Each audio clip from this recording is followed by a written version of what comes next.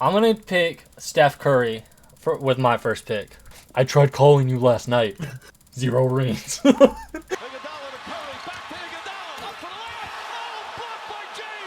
With Tyler and Mitchell, we've got some fun topics. 2 new changes, which you both already see and know. The first, new name. What do you think, Tyler? I like the new name. I think it's better, less polluted. Yeah, I mean... And we are basketball rejects, so there you go. Exactly. Who needs to make your high school team when you're better than them? And then the other change is our cameras. You can see our pretty faces. I think I need to shave a little. I didn't notice until I started this earlier looking at it, but I have a fucking glasses tan. Not even sunglasses, but like actual glasses tan. I noticed that, yeah. I think I like the changes. I like the overlay. I like the cameras. And then free flow is going to have a cool every time. Too. Every time. It's because we're talking about basketball, and then free throw just comes to my mind. My brain autocorrects it. I mean, it's literally 2 words off it. It sounds the same. Yeah. And like you said, they're both basketball related. All right, so Adrian Wojbaum, because that's the only way I'm going to be able to pronounce his last name, tweeted yesterday that the 5-time All-Star Kevin Love has shown no interest in discussing a contract buyout on the 2 years, $60 million left on his Cleveland Cavaliers deal. Agent Jeff Schwartz of Excel Basketball tells ESPN. Well, they did ruin his career, so it's only fair he eats $60 million from them. They saved him from being in the exact position that Cat is in while he's still getting absolutely paid and been taken care of. How'd they ruin his career in any way? He went from a 40-20 machine to being the scapegoat for the remnants of a LeBron team. LeBron literally plays scorched earth with his franchises, and Kevin Love had to live with the remnants of that. Why would he ever give up money for that franchise? The dude won a championship, which he was never going to do in Minnesota. Cat is literally in the exact position that Love was in, which is also the exact position that Garnett was in. And he's made less than $20 million twice. And that was when the cap was like $20 million less total. Yes, he won a championship, but he also had his name dragged through the mud and has had to deal with nothing but the bottom of the barrel since. So, why would he ever give up $60 million for that franchise? That contract started last year. He just made this deal, and he could have left for a winner last year, but he chose not to. He chose to play for a bad team. Yeah, because nobody would offer him that cash after how hard the Cavs tarnished his name. After his first big extension with them, people were calling for their heads anyways, so why would he give up $60 million? As you guys heard last week in the podcast, we were talking about our starting rosters, our all-time rosters. So, for this week, to kind of make it a little bit more fun, a little bit harder, we're going to basically do a draft. So, we're going to flip a coin, and then whoever gets coin gets first pick, so on and so forth, until you have a full starting 5 plus 6 man. The 15-man roster is just too many people. It doesn't really matter anyways. So, we can get this coin flip going, and then we will call it. So I got a coin flip up. Oh no, that's what I was. Okay. That's what I was doing. I was looking for a coin somewhere. Okay. And I was like, "Fuck, we had this whole thing, and I didn't bother getting a coin to prepare even." All right. Well, let's get it. All right. So I'll let you choose. I'm flipping the coin. All right. Heads or tails? Tails never fails. I'm going tails. Tails. All right. Heads it is. Let's go. All right. Oh fuck! Tails never failed. So it's it's tails. All right. You get to go first. So my first pick of my all-time draft would be Shaq. Shaq. Ooh, that's a good one. Skip Bayless and Shannon Sharp were talking about that. Underrated. Maybe we'll get into that later. Yeah. I like that pick. I'm going Shaq. I'm kind of doing this one for the audience, but I also think it's like the right pick. But it's for the audience because nobody would ever see this coming. Nobody. I'm gonna pick Steph Curry with my first pick. Okay, Steph. All right, then I'm gonna go with my second pick. I'm gonna go KD. Oh shit. I was like, I'm gonna go for the Steph and KD team up again. That would have been too I'm much. going KD. So I have Shaq and KD. Good luck stopping two Ooh, 7-footers. yeah, fucking. I don't know. Like, do I want to match? There's two ways I go about this. I think I gotta go with Old Faithful and Truthful. I gotta go with LeBron. All right. My third pick is going to be. All right, I'm going to do a fun third pick, and I think it's going to help my team. I'm going to go AI, my point Ooh, guard. Allen for the point guard. Yeah, AI Ooh, is going to that be my Steph and one. AI. Because Yeah. he has the defense to body up Steph, and he can shoot with KD. I'm going. I gotta go with the supposed goat. You know, I gotta go with Jordan, and I know who you're going with on the rebuttal there. I'm going So Kobe is my yeah, two. okay. So now I got the two big man positions, and I could go old school, or I could go more like 2000s kind of people, and they're really anyway. But it's just hard because that Kevin Durant is such a mismatch. Like it really Yeah, is. no matter how good LeBron And is, bro, you're not shutting down KD. That's the scary part about that, man. when I like, do I put LeBron at the 4 or do I put him at the 3, and then that kind of opens things up in a whole new world? True. But you know what? I'm gonna this. I don't know. There's two good picks here, and I don't know who I want to go with.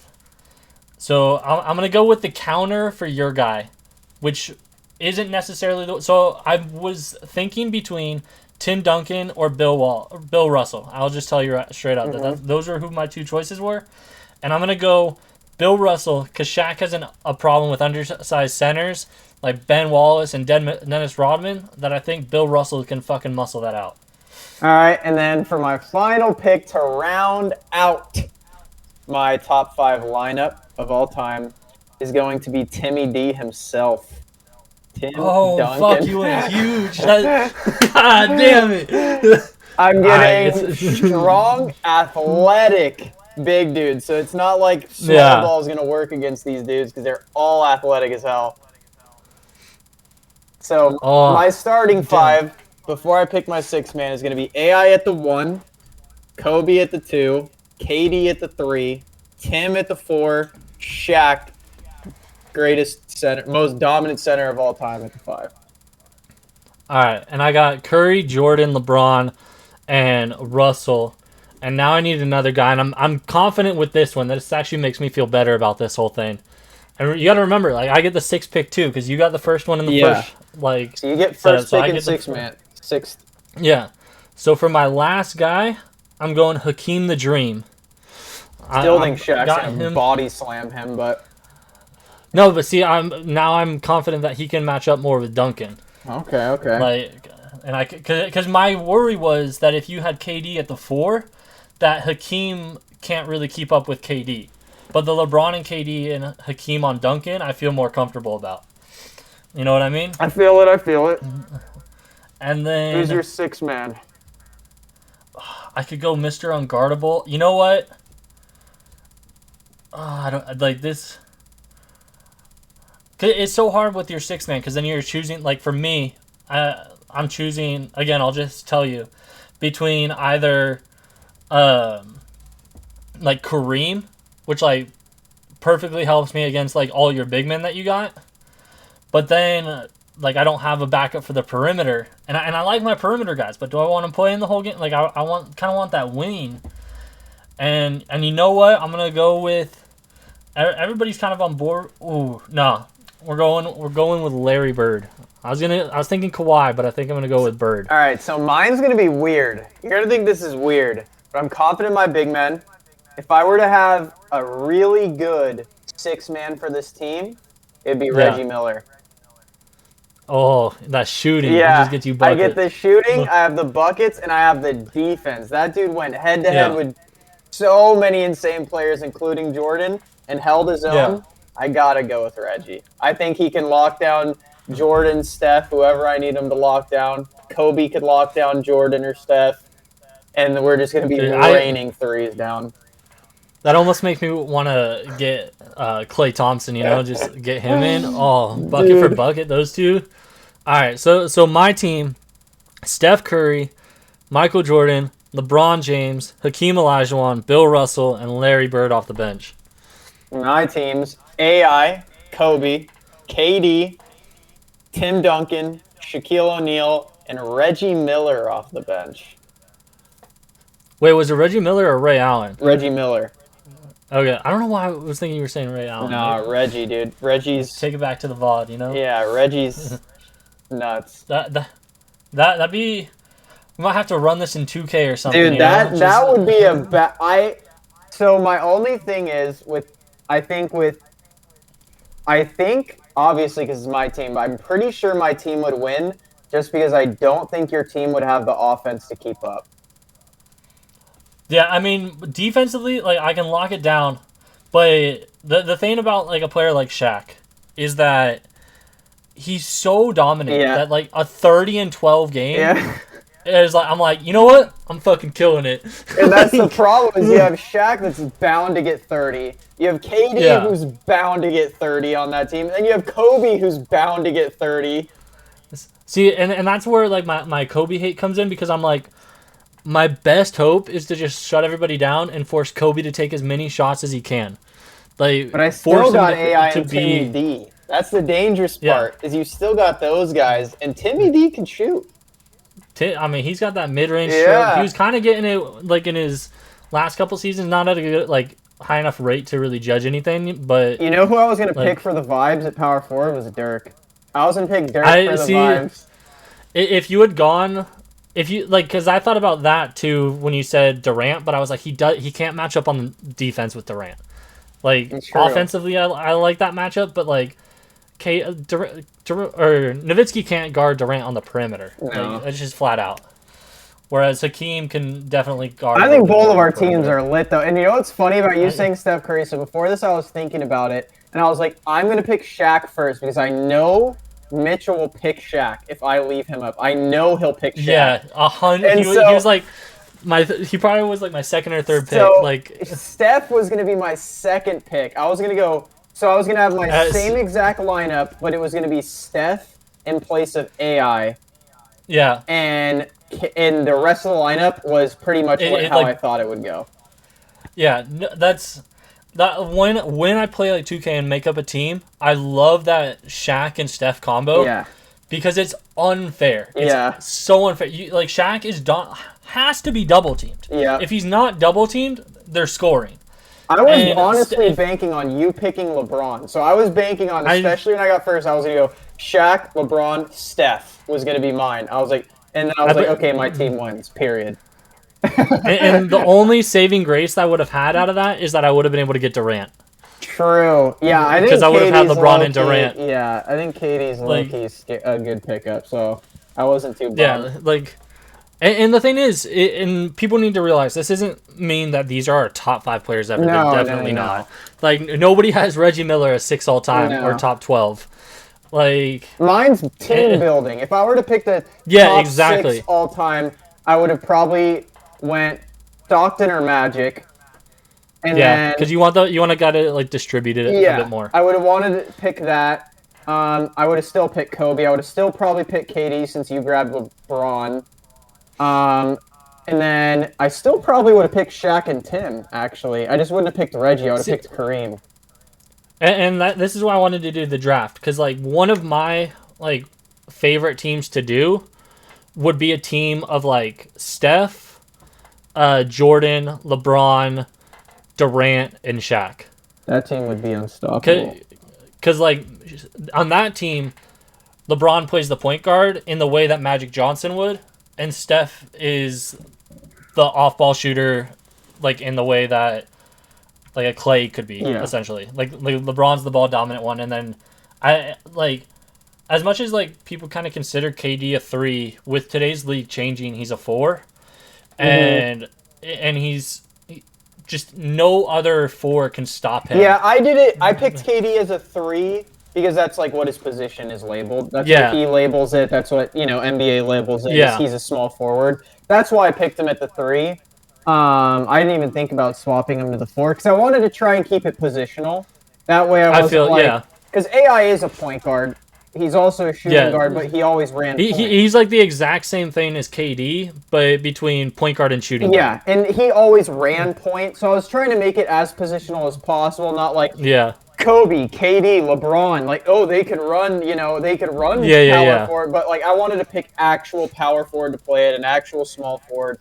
Like, and then if we do that, then I would switch out Hakeem for like probably Garnett or some shit. Yeah, and so that was my reasoning behind it because I didn't want to get too weird. I wanted to actually be like, okay, they play this position. I'm picking them for that position. But no, this isn't like my all-time list. I do think Shaq's probably the greatest center of all time, though. He's so underrated, and we can get into this because this is actually like the last topic I have, but it perfectly relates to this because so many for me and a lot of people, like big men take up the all-time top 10, and it's been ridiculous how few times I've seen Bill Russell on people's top 10s lately. Yeah, like he's not mentioned, and I think he is. Like I think 12 championships and like the defense that he played speaks to itself. Mm-hmm. But the thing with like old talent is I look at a guy like Bob Cousy who was like this great player back then, but the dude never averaged. At least he was consistently below 40% for his career. Like, and not on threes. Like, we have like Steph Curry shoots like 40% on threes. And Bob Cousy's not even averaging 40% shooting for his career. And like part of that, and you can't even say that part of that is due to Bill Russell because Bill Russell plays on his fucking team. Like, true. And so the best defensive players like not playing, and like offensive talent, they just couldn't put the ball in the hoop. Like that's why Bill Russell and Wilt Chamberlain have like a bunch of rebounds. Like one of the reasons why they would get like 50 a game because everybody sucks and they just miss. And you had no 3 in the key, and you're playing against really small and athletic people. But like, so going back to like the Shaq thing, is that Shaq just absolutely dominates in an era with like more talent. I agree. And if you put him back there, he's putting up Wilt numbers. I think you put Shaq in. I think Shaq's one of those players in any era. Like I know people are like, well, the big man's dead now. I think people really forget how athletic this motherfucker was. Like, they forget how scary it was playing against him because he was 7'1", 300 pounds of muscle. He would outrun. He would outrun you. He would jump higher than you, and he could go coast to coast. He would get a rebound. Like imagine Rudy Gobert, but with an offensive game. Yeah, and like twice his size. Yeah. Like I think Shaq's one of those players that you put him in any era and he dominates. It doesn't matter where. Yeah. Like and that's why I think for the old era, like as impressive as like Wilt and Russell are, if you were to take a time machine and go back to that era, but like put a player from today in that era, like that's what those guys do. Mm-hmm. So like I think for those kind of people on the all-time list, it makes sense because they're just the players that like they are as good as today's because they're at that level of like so much better than the rest of the league that very clearly sucked. Yeah. But like they're just so much better that you're like, okay, they do translate. Like Wilt's not going to put up 55 and 25 a game, but he could put up 30 and 12. Sure. Like, and so that's the comparison. And like you said, like Shaq's unguardable. Yeah, I think no matter who you could put anyone in the world on that man. You're not. Yeah. And that's kind of the thing with our whole list. You put anyone in the world on Jordan, Kobe, AI, Steph, KD, LeBron, Tim, like they're going to score. Like that's why you'll always hear people be like, is your game plan to stop him? You'll see the coach like, stop him. No, my goal is to like slow him down a little bit, but I'm not going to, bank on Kevin Durant scoring 10 points tonight. Like, no. Instead if I can limit him to 22, I'm good. Yeah, instead of 40 to 50, if I can get him mid to high 20s, that's success. Yeah, and that's the thing. It's like if you really think about it, just speaking of like averages, is you're basically trying to let them be at their average or below because that's what they're doing consistently. Yeah. But it's like every so often they go for a game that has where they have 46, and it's like, no, that's what they're capable of every night. Mm-hmm. But the defense is good enough to prevent them from getting that every night. Exactly. That Exactly. like where people say there's no defense, it's like, no, if there was, these guys would be scoring 50. Yeah. Like if but, no one is great, like you even saw it again in the Bucks Nets series. Kevin Durant's alone. Their job is to defend Kevin Durant. That's it. James Kyrie, no Harden. Fucking Joe Harris was like 2 of 8 or something in the last game, so they didn't have to guard him. Yeah, he's still dropping 50. And that's Defensive Player of the Year, Finals MVP Giannis. That's Drew Holiday, was a defensive monster for them this postseason, and Chris Middleton, who's always been a really good defender. And you still can't stop this man from dropping 50. And Bobby Portis, who was like low-key doing really well. And PJ Tucker. And people PJ said Tucker. PJ Tucker was playing great defense, shutting down Kevin Durant in that series. Yeah.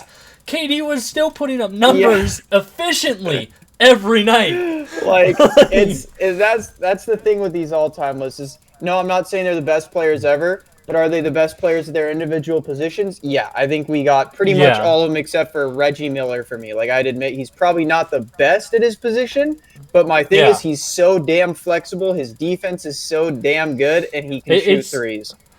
It's like when, what was the conversation I had it on Twitter the other day and I told you about? It was like Melo and somebody. Oh, yeah, Melo. It was prime Melo and who the heck was it? Because it was some bum. Draymond. Like a bum. Draymond, a bum. Yeah.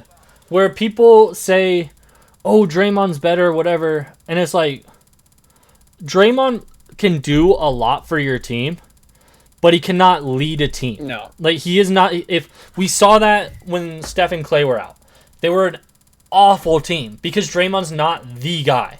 Carmelo is the guy. He's going to get you to the playoffs probably. Like, he's going to get you a round or two. Yeah. Like, I do think Draymond's a catalyst because you saw Clay and Steph without Draymond. And they looked like also different. Aren't that great. Yeah, they looked like different beings. Besides this year, I know, like, Golden State fans are like, well, this year he was... Okay, yes, this year he went apeshit. I'll give it to him, sure. Yeah. But for the most part, for the majority of his career, without Draymond Green being there, being that leader, which Steph probably learned how to do this year because he had a player like that to show him. He and Clay, that was the big thing about the Warriors before they got KD was, what Warriors team are you going to get? Are you going to get the Steph and Clay that look like Dame and CJ on their off nights? Or are you going to get the Steph and Clay that look like Dame and CJ on their on nights? I don't think people remember that was who they were compared to early on. Was they were like, oh, this is a worse Damian Lillard, CJ McCollum. And then they ended up being a better Damian Lillard, CJ McCollum. And then they got Draymond. And a large part is to Draymond. Yeah, and then they got Draymond and they became consistent. And then they superseded them because I do think they're both better players than Dame and CJ. Yeah. But people can't discount how much what Draymond did, exactly, what he brings to the team. Yeah, like because he's a great. Like I would have put him on my team. Sure, I could have swapped him out for Reggie Miller. And exactly, like that's what I was leading to, is if we're doing these all-time teams, if we have 15 rounds and we're going with like multiple people, say for some reason Melo is there until the third round, like they're both there in the third round, like I feel like you're more likely to take Draymond almost because like say you have, well my thing is say you have Kevin Durant and Steph Curry, like would you rather have Draymond or Melo with that roster? But again, my thing is I think luckily I would have never draft Draymond because we both have strong leaders on our team. I have Kobe. Yeah. You have Jordan. So anyone that decides to, even a Draymond, you decide to step up to one of those two dudes, you're going to get sat on your ass. You're not. They'll be like, you put your fucking 6 a game. Get the fuck out of here. I don't need your leadership, bro. I got it. And that's another thing is with a lot of these great players, like even if you didn't have Jordan, you still have Bron. Even if I didn't have Kobe, I still had Tim. With all these great players, and that's the hard thing with Draymond when you compare him to someone like Melo, is you're comparing a pure offensive non-leader against a pure leader. When you start talking where does the leadership come in? Like how valuable is that leadership stat, and you can see it in the league because that's why a guy like Dudley was on the team last year. That's why fucking Udonis Haslem is still like quote in the league for when he could have retired probably like 6 years ago. And since we're talking about, you know, LeBron and, you know, all these players, and usually with these players, you start seeing like Udonis Haslem. They're getting older. They're more of a leadership role. It kind of leads into our next topic, one of our topics of today, which is LeBron currently a top 5 player in the NBA right now? Not because of his legacy, but right now, if you were to pick 5 players in the league, would LeBron be one of those players? And see, here's the thing. Everybody that knows me, I should say, not everybody knows, but everybody that knows me knows I'm biased toward LeBron. And so, like, this is why, like, we asked this question. Is, like, am I biased in saying that LeBron is top 5 right now? Because I think he is. But I also understand that, like, my biases are, like, you think LeBron is top 2 all time. So you're probably going to think he's the best, like, at worst, top 5 until he retires. Okay. And so, like, I know when I was, like, because this was, like, 5-6 years ago. So, like, LeBron was, like, clearly in his peak, but, like, Kobe was still in the league. Even, like, 2012, 2013, when the Lakers were starting to, like, kind of fall off and everything, and, like, right before he got injured, but, like, or, like, that season he got injured, is that it was, like, Kobe's not really top 5. Like, that's how I felt, but a lot of people felt that he was, like, the best player in the league until he retires. Or he's the top 5 player in the league until he retires. And I understand that, like, it's the legacy rating that's kind of giving them a little bit of a boost, and I don't know if that's true. Basically, or, like, you don't know if bias. that's where your bias is coming from or not. Yeah. Okay. Like, I don't know if everybody else feels the same way that I do. I can say this unbiased. Like, I've known, for anyone just tuning into this episode, I've known Mitchell since we were like 8 years old, 7 years old. Yeah. First jersey this motherfucker had on was Jordan and LeBron at the Cavs. Yeah. So, and I've always been a Kobe fan, anti-LeBron. But yeah, not like in middle school and shit, we were always going at it because I was like 07, 08. So like LeBron's like making the finals, loses, like, but constantly doing well. And then Kobe's like literally about to be winning a title and so had already won. My thing is, I'm very unbiased. If this was 10 years ago, I'd be very biased because like if we were talking about Kobe 10 years ago. Yeah, as I've gotten older, I've gotten more of the appreciative of LeBron's talent and less like hating. I like to. So what people don't need to understand is I enjoy criticizing LeBron because that's how I'm experiencing his greatness. And that's me versus like Jordan right now. Yeah, kind of. And my thing with LeBron is he a top 5 player still? So if you think about top 5 players in the league, as unbiased, my thing would be KD proved undoubtedly he's top 5 in the NBA. He's still got it. If not, he's 100%. The best player in the NBA because the things that dude did this year was unfucking real in the playoffs. And I think my bias is more heavily between LeBron and KD at this point than it is necessarily toward top 5. So I definitely say KD's up there. I think, who else would I put up there? See, now this is my problem. So a lot of people, if you're listening to this, are probably going to scream Giannis. But would I rather have Giannis or LeBron? I'd probably rather have LeBron. I think LeBron can win with that team. It depends on the Durant thing, but for me, it's between LeBron and Greek because I, honest to God, think right now, unless of course you're arguing building a team. But my thing is, then you're taking Giannis because he's younger. But if I'm saying top 5 skill wise, I have to take as an unbright. I'm not a huge LeBron guy. I would take LeBron over Greek. I would probably say KD, Bron, Steph. Yeah. And then Luka. And that's one of my guys too. I think my 5th would be, I think that is where Greek would come in. See, here's my thing, because I don't think people realize how crowded the top 5 or even top 5 is in the NBA. It is. Because you can make an argument like Kawhi, LeBron, KD, Steph, and Giannis. You can all argue for number 1, basically. Yeah. I even forgot about Kawhi. Yeah, this list is crowded. But then, like Luka, Embiid, Harden. Like I didn't even mention I could Harden. Like confidently Harden. not put Harden and Embiid in top 5 though. I could confidently Yeah, not put those two there.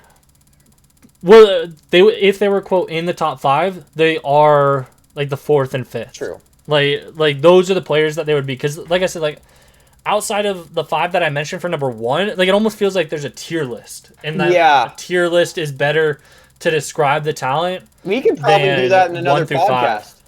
We should do that. Yeah, I think we do tier lists because top, like you said, it's if you want us, not as good. Yeah, let us know if you guys want us to make a tier list of players in the league. For next week, we'll make them beforehand and then go over them. Like 2K is dropping their ratings, we'll drop our tier list. Yeah, and it'll be way better than their ratings. True, and so because I agree with you. I think there are tiers, and I think there are a lot of people like. I think they're so close. They're so close, but they're like not there. Like I think Giannis is getting to that LeBron, KD, Kawhi tier. I just don't think he's there yet, and I think people are really blinded by what he did this year. Because if people don't remember, just go back to ESPN prior to this last 2 rounds of the playoffs. It was, is Greek even good enough to do this? Greek have literally what it takes? 2 rounds, it took 2 weeks of dominance events to happen. Yeah, for everybody to be like, we completely look over every negative thing that you've done, and we now I've said this before, and I've said it a lot of times. Where Giannis basically went from outside the top 50 all time to seemingly being number 15 ever, all because of a 2-week period where he won a title. And there were people calling him the second best power forward ever after he won that title. And I'm like, you weren't having this conversation where he was a top 5 power forward a week ago. Yeah. You would be saying Barkley, Garnett, Dirk, Duncan, Malone would be your top 5, and all of a sudden Giannis is now better than every single power forward not named Tim Duncan. True. I'm like, it just I don't even hate Giannis. It's as you said about LeBron, where you're getting an appreciation for him. It's I don't even hate him. It's just I don't so much was sprung on him that I don't think he deserves. I agree. Giannis, I think. And I'm not going to underplay it. It was 2 weeks of pure dominance. It was ridiculous. It wasn't it was it was Shaq level dominance. Yeah, it was. It really was stopping this man. But again, also people are really underrating how much Chris Middleton and Drew Holiday did. By saying well, Giannis did all of this on his bro. Chris Middleton was dropping 40 points like it was nothing. Drew Holiday's defense was unreal. He basically took out Chris Paul. And I think, I we'll get into that another podcast. I still think Chris Paul is the biggest choke artist of all time. I think he is he is the biggest choke artist of all time. I think that dude does not have what we were talking about last week, that winning mentality that we were talking about AD. I don't think Chris Paul has that at all. And I don't think he'll ever win a ring unless he's carried to it. I mean, if he wanted to win a ring, he should have just taken the Melo route this year. I'll say that. Yeah, I think he should have went to the Lakers and taken Vetsman. But hey, I can't even blame him. If I'm getting offered $100 million, I'm taking that shit every time. And I mean, we can get into contracts real quick too, because we had the little Twitter conversation about the Melo contract. We'll talk about Kevin right Love. Now. You just mentioned that, and before getting in. Yeah, we talked about Kevin Love. We just talked about Chris Paul. And then there's the Dennis Schroeder fumbling the bag, to astronomical levels of fumbling. And he still doesn't have a deal. Or no, he did. He got it. He got the MLE, right, with Boston? Yeah. Yeah, $5.5 million. MLE's mid-level exception for anyone that doesn't know what that means. It's mid-level exception. It's basically a vetsman for a mid-level player. Yeah, and so he's getting... if I was still making $5 million a year, I'd be chilling. But also, if I had a possibility at 80, I might think about killing myself. That's $75 million. That is okay. And the worst part is, you were disrespectful about it. You acted like the Lakers were a trash organization to then Like, go on and play the worst basketball not only you've ever played in your career, but Kwame Brown ever played in his career. Like, do you realize that you're playing with LeBron and you can be dog shit and he will fucking find a way to make it work? Bro, I was like, looking at the some year of his to bet. stats. Oh my, he went Like, you should not be 0-13. betting on yourself when you have LeBron on your team because you're betting against LeBron if you fail. Dude, like he went 0-13 in a playoff game from the field. You know how Kobe said, "I'd rather go 0 for 30 than 0 for 9 because 0 for 9 means I beat myself." Dennis Schroeder, you're not Kobe. Yeah, you ain't Kobe. Stop shooting at 0 for 9. Like, that's the thing, man. Like, I appreciate confidence. Don't take this because we had a thing last week about confidence and loving confidence. There's confidence, and then there's you should know your ceiling. Like, like you're not a superstar. You never have been. You never will. Because what he would have gotten 480, and doing more than that basically puts him on the level of like a Paul George or like even a Porzingis, and like Porzingis playing bad is still a full level above Dennis Schroeder. That's what's scary. Is like we harp on Porzingis like he sucks. He's got to go. Yeah. And he's like still he's not better. awful. He's still better than Schroeder performed for the Lakers. Like he's still better than a lot of players. So like he's not worth the 30. Yeah. But getting him at 20 is like a steal. And that's the thing, man. Like you can't be, and it's not like you're being disrespectful to the Cavs, right? You're being disrespectful to the Los Angeles Lakers, one of, if not the most prestigious franchise in the NBA. And you know they take care of their players, like because they took care of Kobe, like they pretty much taking care of Gasol. Like I think Gasol like wanted out basically. They're taking care of Braun, like dude. Yeah, they're taking care of 80. Like you want us a ring, you deserve this cash. And you got to think like I don't think he's signed with Clutch, but like LeBron has a history of getting his teammates a bag. Well, like speaking of Clutch, because before getting into all that. Like, the fact that he got, like, Tristan Thompson and J.R. Smith a bag. When Tristan Thompson got that bag, I was like, like, that it ruined the Cavaliers. Yeah, that org got scammed. Like, LeBron ruined his chances for winning a title, helping Tristan get that bag. Dude, and Mozgov, he got Mozgov a bag, and then instantly regretted it. No, wasn't the Mozgov bag from the Lakers? Yeah, it was. Yeah. But that was like 2012. But he still got him paid on the Cavs. He still got a fairly decent bag on the Cavs, no? I don't think so. Because I thought he came from the Nuggets to the Cavs. And then the Lakers grabbed him from the Cavs. Right? Am I crazy? No, I think it went Lakers and then... It went Lakers then Cavs? Yeah. Huh. Okay. Well, yeah, he's still... LeBron's good at getting people that don't deserve bags. And if Dennis Schroeder wasn't a little... Wait, what the fuck? What? No, you're right. Yeah, he did go to the Cavs. Yeah, I was pretty sure he was on Cleveland first. Yeah, he went to the Cavs, then the Lakers signed him, and that's why people are like, why the hell did you just sign this man? He just played horribly. Yeah, he got him fucking $16 million. He got him like $70 million through 3 years. Yeah, dude. LeBron's good at I won't say that's because of LeBron, but like LeBron gets people bags. Like, and that's the thing, man. Like, if you weren't an asshole, LeBron gave you a bag. Now we got Russ, so it's like peace.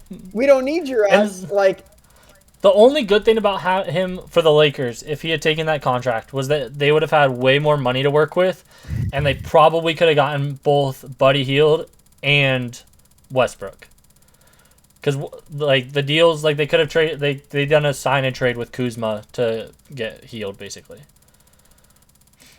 Yeah, like that's how the money would have worked out. Because KCP, like they had like 40 million plus between the players that they traded, which like evenly matches, but they would have had a little bit more with Schroeder.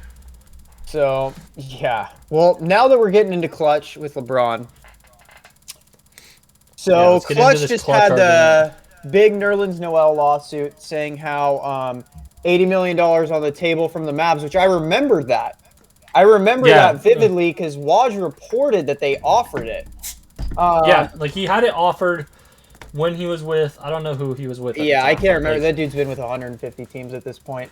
Well, I mean, he was with the Mavs, but I mean his agency. I don't know what agency he was Yeah, with at the time. and Rich told him to take a 1 year and then get a bigger deal the Yeah. next. Um, Because Rich was like, "Yo, you sign with us at Clutch. You do a 1 year here, and then I'll get you 100 million with another team. yeah, But you have to take like a 1 year like risk, for example. and Like you just so ball out for on a 1 year deal, and then I'll get you paid." and so basically, what happened was he got injured. Now he's suing because he listened to his agent, and it cost him Yeah. $80 million. And then they signed Zach LaVine, which was kind of funny. But real quick before we get into Zach LaVine and whatever, Yeah. I actually want your opinion. Do you think that is grounds for Rich Paul to give Nerlens Noel money, or no? You think he made the decision? No, because you're a grown man. Like, I get it. It fucking sucks. It's the same thing that I said about the Schroeder. If I lost out on $100 million or like $80 million, $70 million, I would want to be thinking about offing myself. Like, even if I was making 10 million, the fact that I quote opportunity cost of $70 million basically, I would be devastated that I lost that much money. I really would.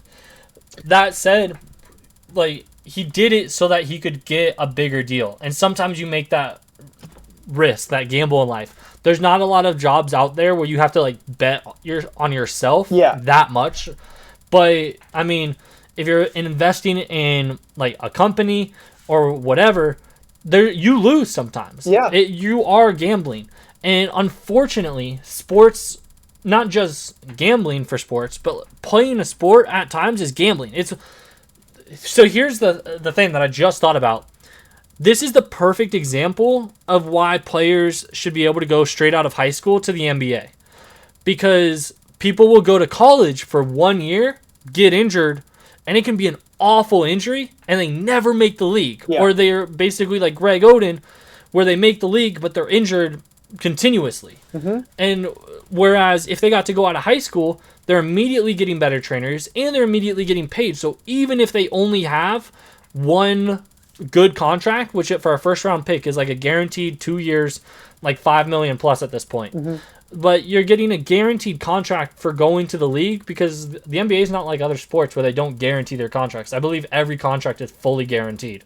Okay. And the only way you get out of it is what, like going to the Kevin Love's thing, is where a team buys you out, but they buy you out for like a fraction of your, like a percentage of your total contract, but you're still getting paid. Yeah.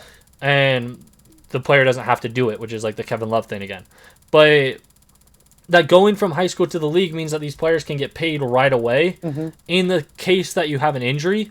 And it sucks that injuries happen, but injuries do happen and can fuck up things and fuck up your development. And that is why I think it's important, and I think it's also why a lot of NBA players go from their, like, they stay with their team for 8 years. Because the way it is, you're a restricted you're a restricted free agent if you're a first round pick, like after your 4th year. Yeah. And people will like stay because they're like, I just want to guarantee this contract, because they'll get like a 4-year deal, and so they're essentially with their team for 8 years. They could have left after 5, but they're like, if I can guarantee 8 years worth of money and a big contract, or even if it's not as big as I want, like I'm guaranteeing this contract, I think it's just a huge decision to make. And I think in a lot of cases it's worth it because you just never know what those injuries are going to be. Yeah. I mean, my thing is, another issue is we never heard the conversation, right? Like we didn't hear if Rich we Paul don't, like, possibly it's just said, like hearsay. Yeah. What if Rich Paul possibly said, hey, we won't sign you unless you take a year deal and let us sign you for a big deal? So we don't know that. So without that, if it is as black and white as they say, where it's we just want you, we advise you to take a 1-year deal. Like, that's what we believe we can get you more, kind of thing. That's and I agree with you. That's the risk you're willing to take. It's your body. Yeah. It's your, and you believe in yourself. Yeah. Like I understand making that. I do. Yeah, and it's not a bad thing. It's not a hate on Nerlens Noel thing. It's a, you think it's smart for you to do this. You have to agree. You're a grown ass man. Yeah, like it's not like they're forcing you to sign a contract. They're not pulling a Mavs and locking you in your house, DeAndre Jordan style, with a chair against the door, not letting you to leave. Yeah. Like, so it's like, with that in mind, if that's how it went down, then yeah, you have no. I feel like it's not Rich Paul's thought.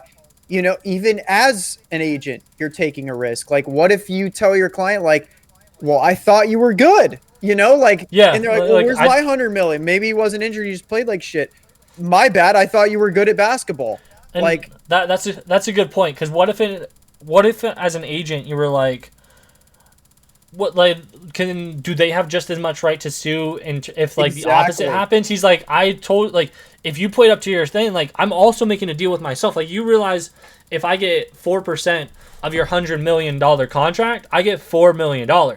You fucking up to now where you are getting, let's just say, like a $4 million deal, or like a $10 million deal, like, yeah, like, think about it that now way. you're getting 400,000. Think about it that way. So Like, what if Nerlens Noel's goes through, and then Dennis Schroeder's agent says, you know what, I'm going to sue him then, because he fucked me out of a lot of money. Exactly. I almost got an $80 million commission. Now I got 4. Yeah, because he bet on himself. I didn't fucking believe him, but he bet on himself. This dude owes me money now. Yes. I actually think that's an argument that people probably don't want to hear, but I think it's a pretty solid argument. Yeah. So, if it's that simple, like, well, he gave him bad advice. Okay, well, what if he gave him good advice and the athlete costed him money? He should be able to sue him, Because I think if you're gonna set the precedent that one's okay, then the other should be. Because if I'm taking it, like, for whatever reason, say an agent signs Cade Cunningham, right? They're like, he's a superstar coming out of college. I want to represent him. Because it's also their rep on the line. So, say Cade Cunningham just sucks dick, right? Yeah, and he just comes in and puts up triple zeros across the board. He got him like a Puma deal. He got him drafted high. He gets him all these deals. I'm not saying he's signed with Puma. I don't know who he's signed with. I don't really care. But just anyways, and then Puma comes back to the agent like, yo, this dude's ass. Why would we? Yeah, we're not going to trust you anymore. Like, this was the first pick of the draft, and like, you guys signed him, and we signed him to a $70 million deal. Could we then for like 5 years? Cade, because he sucks for money. Yeah, like, he makes this money off us. He doesn't deserve it all, right? And so, I think that's an interesting topic that is to dive into. And then they signed Zach LaVine. I mean, I don't really see the problem with it. Like, I see like mixed things on Twitter where it's like, oh yeah, they don't care. They're just getting the bag. Why would I care? I gave you advice. It went bad, dude. Like, that's how it is. It happens. Yeah, like, it's unfortunate, but not everything is perfect. Yeah, like, if I'm a coach of a team and I tell you to play and you blow out your ACL, is that my fault that I told you to play? No, I'm advising you to play. It's not my fault that. And it's not even like a team doctor being like, oh, I know you're like injured, and I know they know in their mind, they're like, if they go out and play, they have a 75% chance to re-injure themselves. But like, then they tell the player, it's like, you're like, that's on you. Yeah. Like, if you're encouraging them to play. But if they're like, this guy's perfectly healthy, he just came off an injury, I think there's nothing wrong with him. He's perfectly fine and can go play.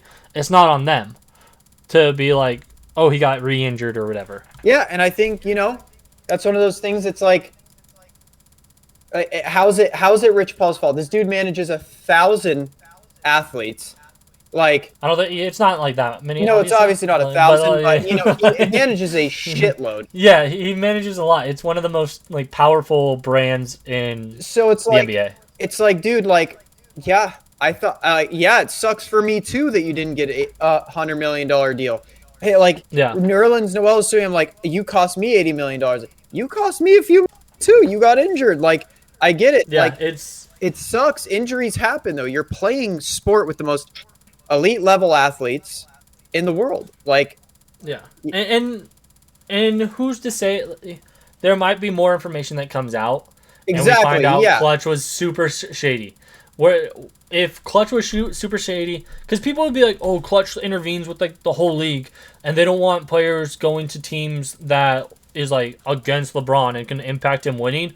Because there are people saying that they're like, oh, they didn't want him to sign with the Mavs because they're in the West and they're good, and like the Lakers are in the West. And I'm like, this dude manages players from like 19, 20 plus teams, and not all of them are in the East. Yeah, it's like I don't think he's thinking, oh, I hope that my other signees don't win because LeBron's in the league. Like Yeah. I want them all to lose. Like that doesn't make sense. Yeah, I think that's like, and that's the thing is we don't know the situation.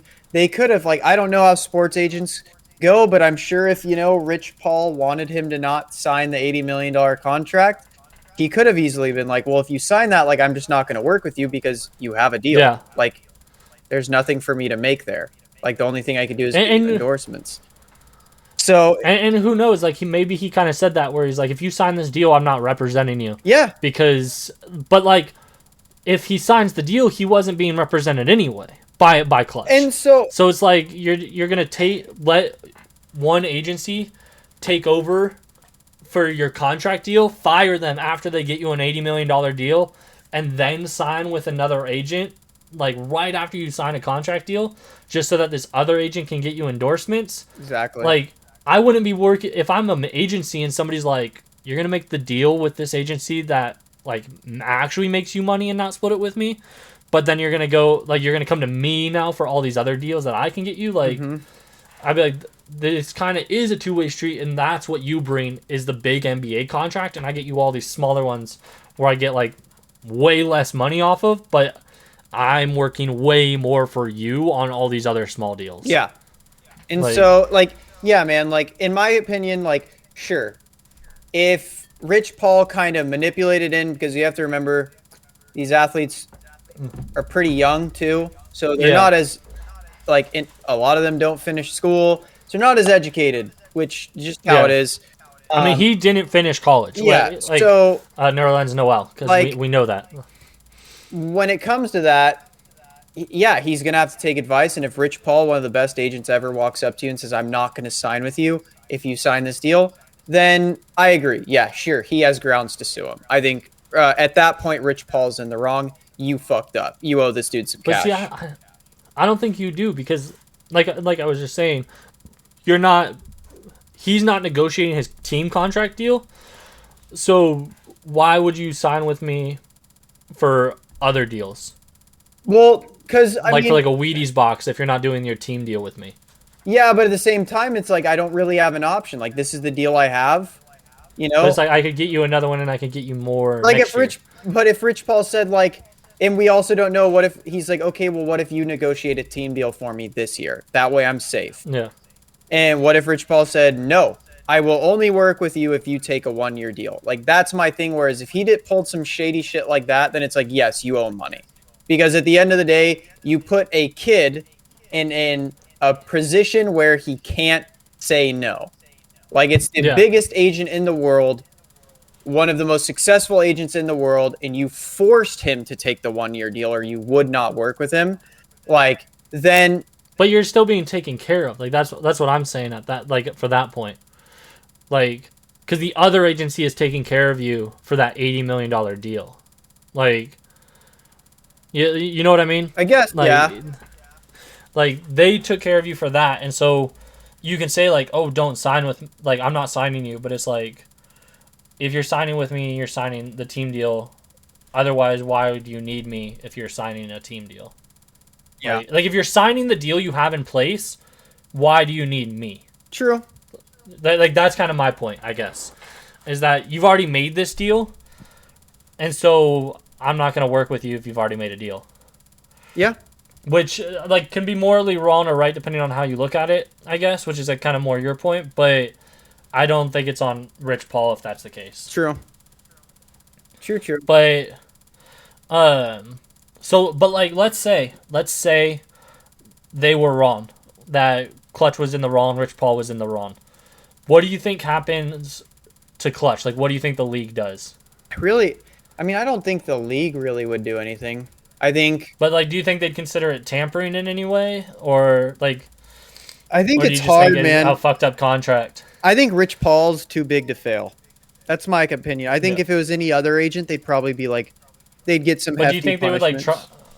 Do you think they would try to like disbar Paul from being like an agent for the league or something? Nah, I think he's too big. Nah. I think he's way too big because I think you do that, you risk LeBron saying, "All right, well then I'm out," and Yeah, like I'm gonna retire this year. yeah, you risk a lot of big names being like, "Well, this is our agent, bro. Like we don't want another agent," and you Yeah. risk a fight with the NBA Players Association, which those are never fun, I'm sure, for the NBA. I think you risk a lot more. I think if it was any other agent, sure, you could. But Rich Especially Paul, because I do feel like Clutch is the most like public yeah, facing that's agency. that's my big thing is I think they're just Yeah. too big to fail at this point. Yeah, I mean, I've said it a bunch of times. I think Rich Paul is the potential future commissioner of the NBA. Yeah, That he's running all these agencies, learning all these things. It almost makes perfect sense for him to step in line and be like, "No, I go from running the league to running the league." yeah. And I mean, like I'm a fan of everybody on like LeBron's posse because they've all been doing their own thing, and they've all been fucking killing it. But yeah, like I do think that Rich Paul has that kind of future if he Yeah. so wants it, kind of thing. So But yeah, so let's get into our last topic because we already talked about the old head thing pretty much. Um, I was playing 2K a couple like last week, and usually I don't simulate a full year, but I wanted to play with rookies, and to do that I have to like simulate a year so I could draft them and everything. And every year in 2K, there's an opportunity to like make new rules and everything. okay. And I have it so that my league will recommend them, and then they either get approved or they don't. And there's like 5. And one of them was an ELAM ending, or ELAM, and was one of the potential rule changes where it's you add up whatever the highest player's scoring was plus 30, and that determined who won the game. That it was your target score. So like my first game, I played 8-minute quarters. I had like 97 through 3, and so they were like, you have to score 127 points to win the game. And for me, I only had to score 30. For the opposing team, it was a lot more than that. But like if it was 97, say they were at 77, they would have had to score 50 points to beat me while keeping me under 30. Like they would have to do that. And so I was curious because I was like, oh, this is like a pretty cool way to play. Like I wish I was in closer games to like really see how it would fare. But the NBA did that for the All-Star game this last year, and it was fire. Or like 2 years ago. I don't even know if it's been 1 or 2 years already. But I was wondering if you thought that would be a good idea to either implement, probably not in the fourth quarter, but in overtime, where teams had a target score. You add up, you have their score, and then you're like, score 15, and then whoever scored 15, it's over. So like you're saying like basically an overtime instead of like a time limit quarter, it's first to 15. Yeah, like 15 point. You So score 15 I mean, more. And I think, not to interrupt you before you start, but I think to add is it you do 15 but win by 2. It's like the same as street rules, but you have to win by 2.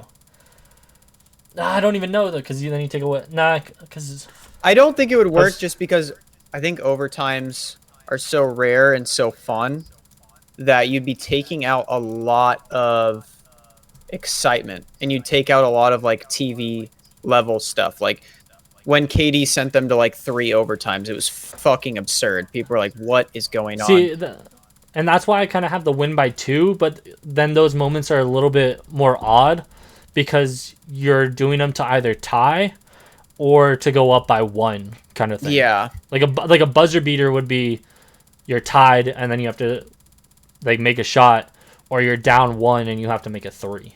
Like that's how you win a game kind of thing. Yeah. You know? I don't know. I wouldn't be a fan. I like overtimes. I like whoever wins, whether it's by 1 or 2. I think buzzer beaters are the sickest thing. In basketball, like I think buzzer beaters, like in basketball, walk-offs in baseball are like last second drives in football are the best parts of the sport. When the time's expiring, you win the game. Like I think that's just too cool. I think no matter what, like I think it's a cool idea for the All-Star game because it is unique. But Yeah. I think if you ever have the possibility of taking away time expiring winners, I think you're really messing up because I think those are the coolest moments ever. I think this is so. If I were to be the league and I were to be like, I want to test this in a game, but I don't want to commit to it. Mm-hmm. I think the way I would do it would be like first and second round in the playoffs. is that it's in important games. Yeah. But it's not regular season where the games just aren't important enough to really get a feel for it. Mm-hmm. But it's in important games, but it's not in necessarily the games where like a series is decided that determines the champion. Yeah. You know, I could see it. Where you still probably know who's going to win in these games, but maybe this makes it a little bit more unpredictable. Maybe it makes it cooler. But then, like, if in that context you're like, oh, this shit is actually fire, then you can move it on. Yeah, or you could just try it out in Summer League, see how people like it. Well, I think they're doing it in the G League right now for like overtimes and stuff, and I need to watch some of those games to like get a better feel for it on a regular game level. Yeah. But it's just something like I said, I was playing 2K and it was a rule, and I was like, I wonder how cool this would be. Yeah, I don't know. I'd have to see it. I'd have to see how it works because All-Star Game is kind of a joke. So it's like, but it made it way better. It did. It did. Because it made it feel way more competitive and everything. So, but that's also just the fourth quarter. Yeah. So I don't know. I'd be interested to see. We'll kind of see like how it works out. But yeah, I don't know, man. I think it could be cool. Could be one of those things. It's just like, a thing for an all-star game, but I'd be interested to see how it goes. Yeah. I mean, I'd like to see it tried out more, and then even if it's just more all-star games over the next like 3-4 years, and then we see. But as of right now, I'm not sold on it, but I'm interested. Yeah. That's how I am. Alrighty. So to end this, we got like 2 more topics. One of them is going to be real quick, but another one's going to be, I don't want to call it very meaty, but it's like a light vegan kind of topic for how much it is. And that is, who do you think would be the best Twitter follow if they had Twitter during their time? Like right now, we got Kevin Durant, hilarious. Damian Lillard, hilarious. Like the way that they're like constantly interacting and talking on Twitter with fans or with other players. Like they're just entertaining and like good follows. So who are some guys that you think if Twitter was around at this kind of level during their time that they would be a good Twitter follow? If Michael Jordan actually tweeted, he'd be funny, but I don't think he would. I think he'd be more like Kobe, where he just stays quiet. I think Dennis Rodman would be a riot because when he would. Dennis Rodman would be wild. Like when he would. It wouldn't even be Dennis Rodman's Twitter. It'd be his like Instagram lives. When you see him like when they talk about all his breaks, you just see what the hell he's doing, and you'd be like, "Oh, like, Dennis Rodman's not playing because he's in Vegas." So, yeah, like. Dennis Rodman is a DNP coach's decision tonight, or like DNP not available, and then Dennis Rodman is on his live in fucking Vegas getting like a stripper and has like cocaine, and he's like, "Fucking move it, like get it out of here, get it off the screen." And then I think Isaiah Thomas would be funny because I think he'd be a bitch. I think he'd be such a crybaby on Twitter. I should say, like, we're not taking these players and putting them in modern time. Like, we're leaving them in their exact same time period. Yes. And so for me, like, somebody like Isaiah, I like because there'd be him in the Jordan beef.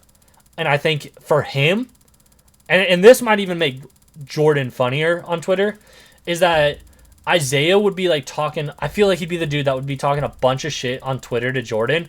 And then Jordan's first tweet when he joined Twitter was like his own, like he at himself and did like the goat emoji or some shit, and like that's what he would he wouldn't have a Twitter when he was losing, and then he would make a Twitter after beating them in the first round or like after beating them the first time, and he would just like at Isaiah Thomas and then at himself. He'd be like, "Hey Isaiah."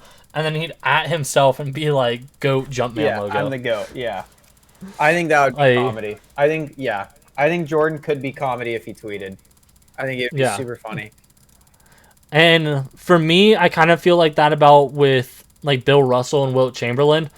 Like, Wilt Chamberlain was a wild dude. That dude, like, everyone's like, oh, he slept with 10,000 women. Oh, yeah, Like, I've heard that. You're telling me that shit wouldn't end up on Twitter? Like, he would be hilarious even if it wasn't just his shit, because it would just mean that none of his life was private. Yeah. Like, that he'd be slanging it down and people would be like, oh, shit. Fuck. Like, there'd be over-unders every night. Be like, how many women is Wilt Chamberlain taking home after the game? Like, True. And there'd be, like, legitimate betting sites on that kind of thing. That they'd just be like, the over-under tonight in Atlanta is 3.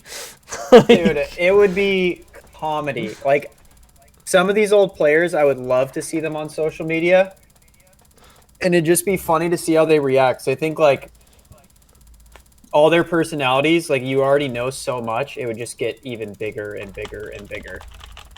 Yeah, because, I mean, same with, like, Bill Russell, where, like, Bill, to me, the reason that I have Bill Russell there is because you're telling me you have 12 championships that you wouldn't be the biggest shit talker on, like, Twitter and whatnot. Like, you're just, every year you tweet out once and you're like, 1. And then the next year you're like 2. Yeah. And then after a couple years you're like 8. But it's like you're just tweeting out the number. Oh, dude. Yeah, it would be funny to see, man. I would love to see, like, I think it'd be so funny. I wish athletes tweeted more still. Like, it yeah, because they have to worry so much about their brand that they're like, I can't say hot shit anymore because I'm gonna get in trouble. Because, like, another one who he's an amazing Twitter follow now, but he would be, like, better during his time is Magic Johnson. Where like, Magic Johnson is your uncle on Twitter. Like, your 50, 60-year-old uncle that's just, like, saying shit that it just doesn't make, like, only makes sense if you're brand new and, like, very old to the internet. Yeah. The dude's just so random when he says things, too. Like, yeah. He'll say the most, like, the Bucks won the championship. Is like, wow, I really think AD and LeBron are going to play so well next year. It's like, what? Giannis just won. Like, what? It almost sounds like something like a Woj bomb tweet, you know, where he's like, I know where I'll be on Christmas Day at the Staples Center when the Lakers play the Nets. The league gave us an early Christmas present with this lineup. First the Knicks versus Hawks, then Celtics versus Bucks, Warriors versus Suns, Lakers versus Nets, and Mavericks versus Jazz. Dude. Like, that's an actual tweet from him, and it just sounds like he's like a borderline robot spokesperson for them. He's like a dad, bro. He's like the team dad. He's a team dad. That's what he'd be. And it'd be so funny to see, like, good game to Michael Jordan in the Bulls. Sorry we beat you again. Like, better luck next year, buddy. Like, he's like, oh, I'm playing Larry Bird tonight. I can't wait. Like, that's the kind of shit that he would tweet, dude. What a rivalry, grr. And, like, have, like, the Lakers versus Celtics, Magic versus Bird, Kareem versus McHale. It's going down tonight on TNT. Bro, like, that's what he would be tweeting. People would think he's, like, scripted or, like, paid, and he'd be like, no, these are my genuine tweets. I know. I think he would be gold. Obviously, Shaq, too. Like, especially Shaq and Chuck. Like, the way that they are on TNT would exist, like, on Twitter. Yeah. Like, Chuck would just be saying shit to him, and then Shaq would be like, 5 rings. 5 rings, 0. Sit down. He's like, how many rings do you have? And then 0? Chuck would just be like, Kobe. And then Shaq Magic would be like, I tried calling you last night. 0 rings. like just randomly, too. Like, dude. He'd be saying that shit. I love it. Alright, so let's get into this last topic just real quick. Talk about J.R. Smith, because he's been tweeting today. He was just tweeted out, he's like, is switching majors common? Like, is thinking about switching majors common? Dude, I actually, I like it. I love it. I think he's showing he's human, man. Like, you know, these are questions, it's like normal. Like, I remember when I switched majors, I was like, do people switch majors? And it's literally like watching someone go through college. Like, and I think it's really cool. Like, he's playing golf, he's, you know, going to college and doing his thing. That's borderline fucked up that he's, like, taking a golf scholarship. Or he's probably not taking a scholarship from anybody, but, like, a golf team spot from somebody. But also, I'm Team JR. Like, I love the idea that a fucking 35-year-old dude Why not? is playing golf in college. Yeah. Like, who knows? Maybe he goes pro. Like, maybe he's able to make it. Bro, But I support him wholeheartedly. I think that it's so cool seeing, like, I think it's cool just seeing his process, like, yeah, of how he's thinking through school. You know, like, I think it's just and really and, cool. and it's just cool because whenever an athlete does it, and like it brings it out to a broad audience when they do anything, and especially somebody like JR, who everyone kind of like borderline thought was a thug, thought he was like unintelligent. For him to like go back to school is just something that all of society needs, where you're like, you're on your own pace, you're on your own time. Yeah. Like, you don't need a degree to succeed in life, but like it's never too late to go back, regardless of who anybody thinks about you. Like, if you think you're too stupid, like, you're not. Like, if you think your life isn't whatever, like, you can do it at any time. It really doesn't matter. And you're gonna have the same questions, like you just said, Yeah. that we all have. Yeah. That, is it okay to switch? Like, what, especially, I mean, he doesn't have to worry about the financial part of it, but just in terms of being like, is it okay to switch? Like, I spent time like doing this and now I want to switch. Like, do I just like stick it out? And so, I mean, it just makes it more real when I like it. an athlete does it. Yeah, I like it. I enjoy it. I think it's a great time, and I think it's really cool. And I think that if you're a young kid that enjoys basketball and wants to see like you're a young kid, follow him, dude. Like those are questions you're going to have. Like every question he has as a 35-year-old man is what everyone that goes to college has, because people don't remember he came out of high school. He was one of the last players to come out of high school. So like. Yeah, those are normal questions. Can I switch a major? Where, like, what kind of food should I eat from a cafeteria? Like random stuff where it's like, oh, this is comedy, but it's true. Like, it's like, that's a normal question. We just need to get highlights from his intramural games, dude. Where Yes. he's dropping fucking 60 against some frat boys at the gym, just splashing it, and becomes the intramural champ for the next like 4 years or however long he's there. I would love it. That'd be hilarious. And one more thing, just because I'm seeing it right now, and I think it's hilarious, is Lou Aldane is making as much as Carmelo Anthony, Dwight Howard, and Malik Monk combined from the Lakers this year. Yep, and he ain't even playing. I know he hasn't played in years. It's that Timothy Mozgov deal, like same fucking situation where the years just like the Lakers thought the cap was going to explode, and then it didn't. And they got stuck with like two of the worst contracts in sports history. But fun fact for everybody, a guy that hasn't been in the league in like 3 years is getting paid as much as 3 players from the Lakers. One of them being young. Like, still not on a veteran minimum deal kind of thing. Blows my mind. It actually blows my mind. Alrighty. Well, I hope y'all enjoyed today's podcast. I do too. He's over there. No. He's one of these ways. Yeah, he's over here. Twitter's up there. He's over there. Twitter's up there. He's over there. I'm right here. We're out of here. I actually like that exit.